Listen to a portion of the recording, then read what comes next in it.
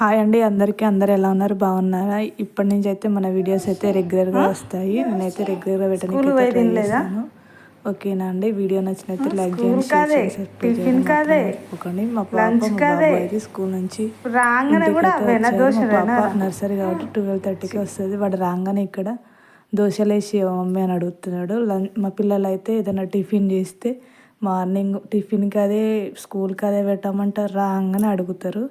వాళ్ళనైతే school నుంచి రాగానే dress change చేసి అయితే ఫ్రెష్ అప్ అయినాక వాళ్ళకైతే చెరొక్క దోశ అయితే పోసి ఇచ్చిన. ఇక్కడ తింటున్నారు. సాయంత్రం అయితే అస్సలు పాలు తాగరు. మా చిన్నోడైతే మార్నింగ్ కూడా పాలు తాగడు, ఎక్కువ ఛాయ్నే తాగుతాడు.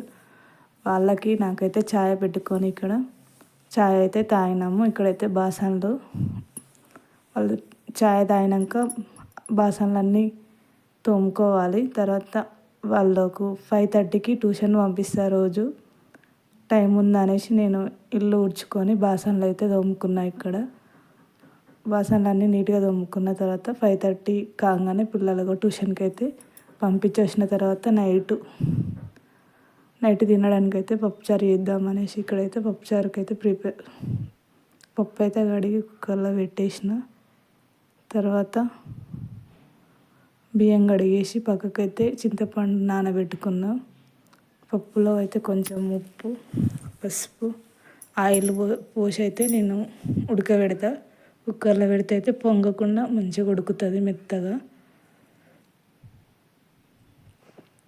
చూడండి, కొంచెం ఆయిల్, పసుపు.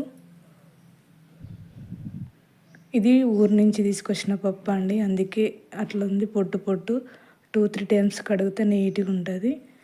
అలాగే బియ్యం కూడా కడిగి పెట్టుకొని పిల్లలు ట్యూషన్ నుంచి వచ్చినాక వాళ్ళకి వేడి అన్నం వండి పెడితే ఇక్కడైతే పప్పుచారు అయితే చేయడానికి పప్పు అయితే ఉడికింది.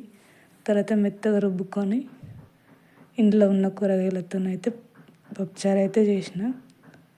గిన్నె పెట్టుకొని అందులో ఆయిల్ పోసి పచ్చిమిర్చి, ఆనియన్, టమాటా, బెండకాయలు, దోసకాయ, సొరకాయ ఇంట్లో నాకైతే లేవు. సొరకాయ, మునక్కాయ వేసుకుంటే కూడా చాలా బాగుంటుంది.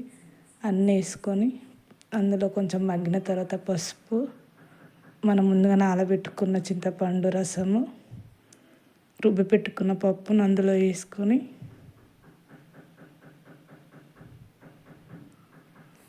వేసుకున్న తర్వాత కారము, తగినంత ఉప్పు,